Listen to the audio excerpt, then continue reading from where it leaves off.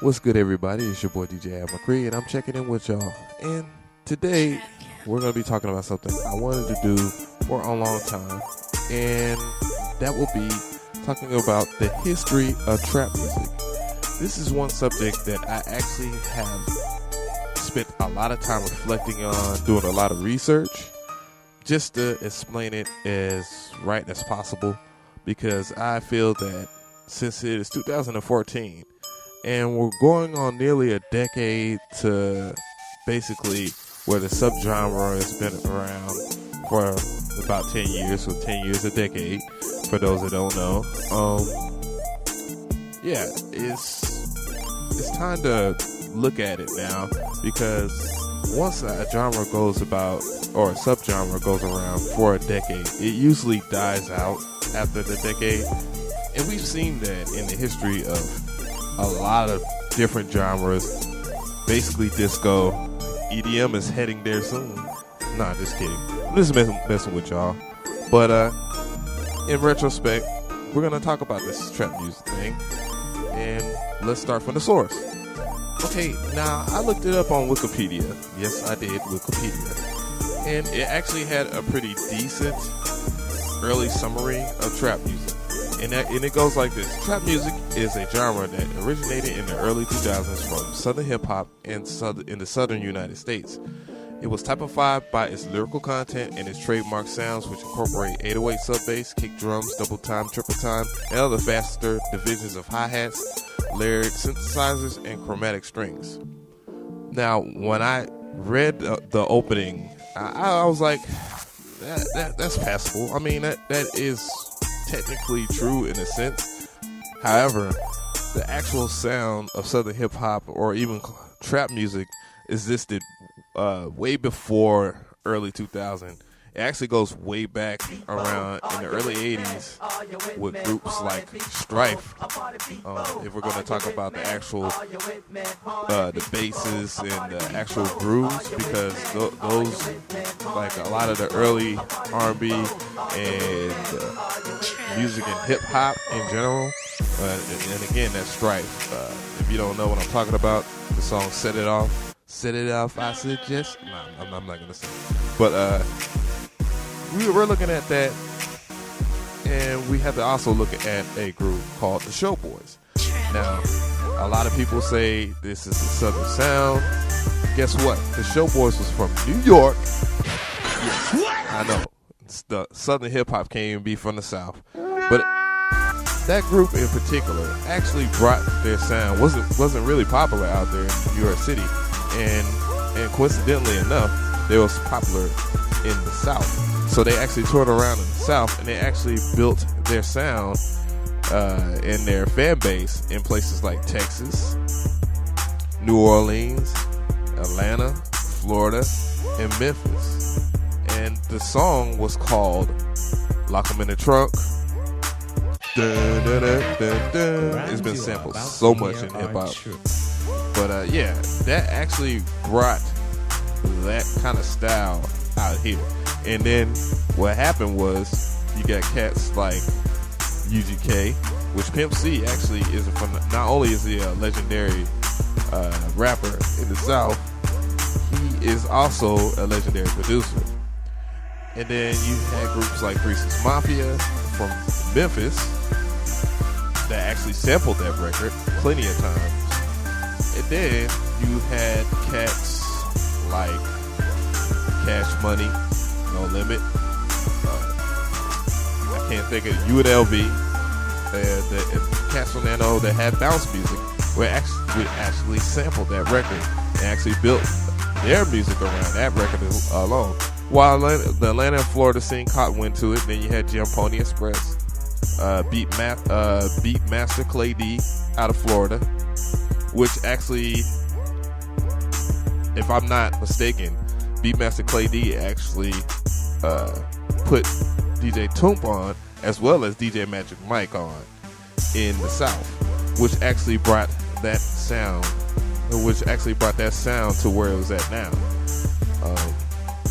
And coincidentally, DJ Toomp found who? T.I. And T.I. had what? An album called Trap Music.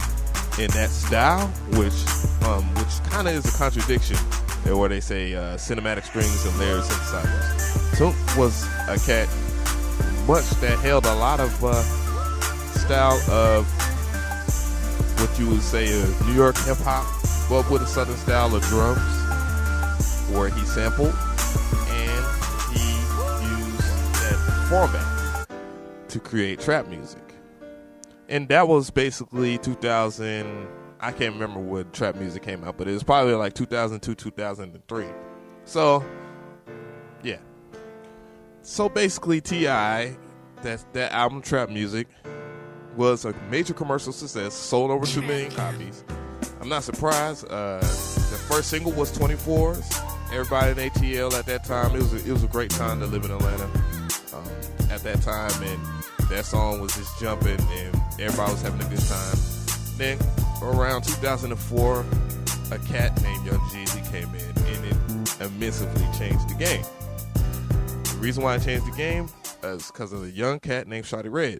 Shawtey Redd came up with crazy somatic strings and synthesizers, arpeggios, whatever, and a swing on the drums of DJ Toomp that just, I don't know, it just was crazy. And then on top of that, the buzz of Young Jeezy, him not saying he wasn't a rapper, he was a trapper first, and then he had The Streets Was Watching with DJ Drama, and what else?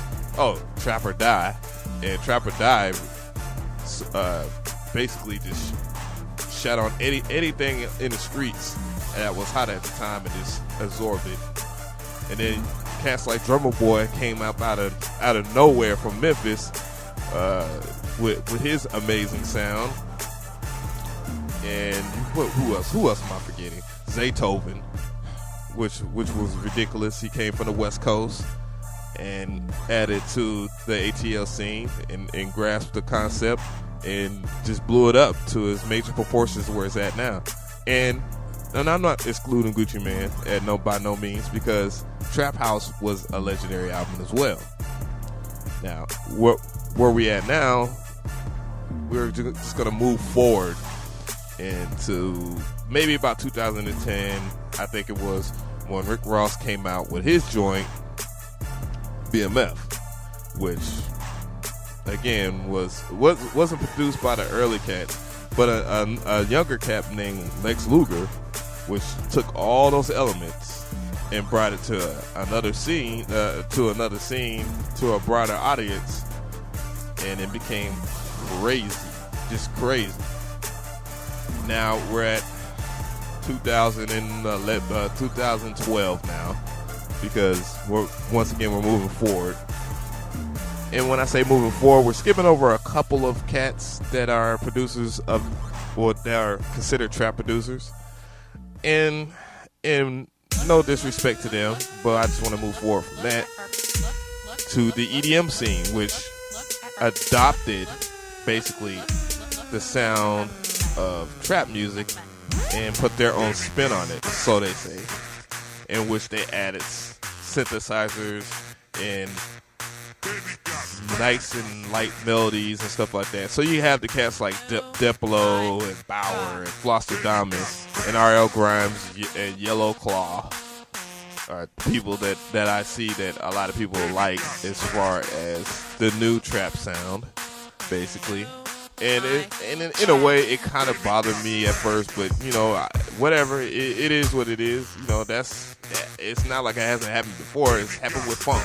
Funk grew into disco, which was pop style, and we've seen Lady Gaga and most recently Katy Perry with her Dark Horses adapt that into the billboards and the pop charts, and she goes #1 with that sound. So basically, it's 2014, and that's why I'm saying it's dying, because now it's grown into a suburban type thing, and that is by no means is no disrespect, but usually stuff that grows from a smaller region and stretches out to the masses, reaches its bubbling point. And we're at where we're at right now. There's nothing you can do about it. I don't know. I'm not a psychic, but I'm just saying, trap music has grown into this. Like it or not, it is what it is. But that's kind of my definition of trap music, and that's basically the history of trap music. There are people I have left out, like Outkast. A lot of people are gonna argue with me and say that Outkast are not trap artists. You might want to go back and listen to their very first album, A Southern Playalistic Cadillac Funky Music, and yes, that is the title, and actually listen to it, where you hear Andre 3000 talking about he's selling nicks and dimes, and he's busting heads. I'm sitting there thinking dang, Andre, it's like that. And you got Big Boy, which I don't think he's still left College Park, man. I mean, it's still in his heart. He's talking about trapping and whatnot, and it's not on the bass sound. And that was actually in 1994 when that came out. So, yeah, there's things that I might have left out, but there's things that I have to acknowledge. But I was sticking to the base of trap music and production in general, music production and music history. And if you like what I said, or if you feel that I am just making up stuff, shout me out in the comment section. Subscribe. I am all up for discussion. I will always make videos that are intellectually helpful. So once again, it's DJ Ab, and I'm out. Trap Camp.